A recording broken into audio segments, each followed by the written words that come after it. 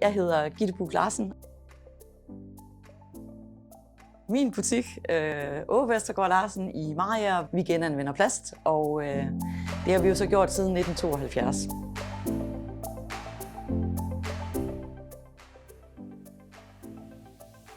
De sidste par år har vi været inde i en meget, meget vigtig udvikling omkring netop genanvendelse af plast, og hvordan det er, at man bør bruge plast smartest muligt. Det her med at komme herhen, hvor du kan bruge husstandssorteret affald til noget fornuftigt, såsom at lave en spritny dunk igen af 100% genanvendt materiale, det har været rent teknisk en udfordring. Men vi knækkede jo så koden her for nogle år tilbage, og er ret stolte af det her samarbejde, som vi så heldigvis har fået op at stå på absolut bedste vis. Husk, at det gør en forskel, når det er, du sorterer dit plastaffald, fordi så kommer man netop herhen.